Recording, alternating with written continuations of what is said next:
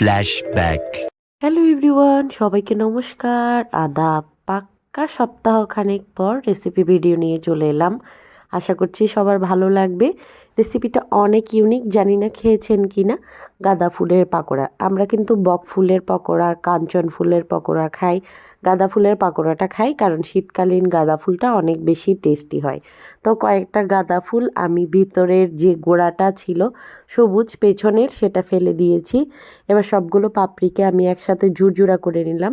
তারপরে দিয়ে দিলাম মরিচের গুঁড়া, মশলার গুঁড়া, স্বাদ মতো লবণ, হলুদ, জিরার গুঁড়া, যা যা মশলাপাতি দেওয়া যায় আর কি সব কিছু দিলাম।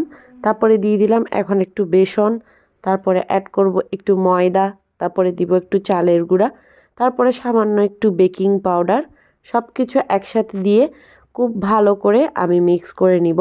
এটা হয়ে প্রতিদিনের মতো বলে রাখি, আজকের রেসিপি যারা দেখা শুরু করেছেন সবাই একটা লাইক দিবেন। পুরো রেসিপি দেখে আপনার কেমন লেগেছে জানাবেন। এই পকোড়াটা আপনারা আগে কখনো খেয়েছেন কি না, আর যদি ভালো লাগে অবশ্যই অবশ্যই একটা শেয়ার করে দিবেন। ও হ্যাঁ, সব মশলাপাতি শেষে আমি একটু কালি জিরাও অ্যাড করে দিয়েছি। তারপর অল্প পরিমাণে পানি দিয়ে আমি এটাকে মেখে নিয়েছি।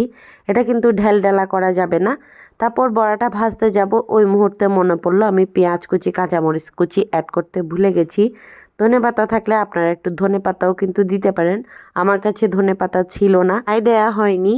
এই পকোড়াটা আমি বেশ অনেক দিন পরে খাচ্ছি। প্রতিবার শীতের সময় আমি কয়েকদিন পর পরেই এটা খাই। শীতকালে গাঁদা ফুলের টেস্ট, সুঘ্রাণ দুইটাই কিন্তু বেড়ে যায় বেগুনের মতো। সেজন্য শীতকালেই খাওয়ার চেষ্টা করি।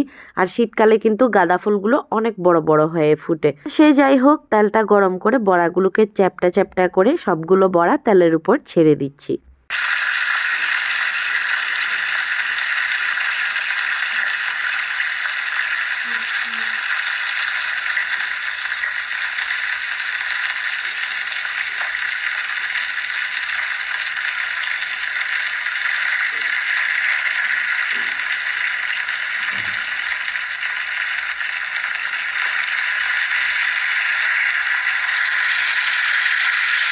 এগুলোকে মিডিয়াম টু লো হিটে উল্টে পাল্টে 5 মিনিটের মতো ভেজে নিলাম।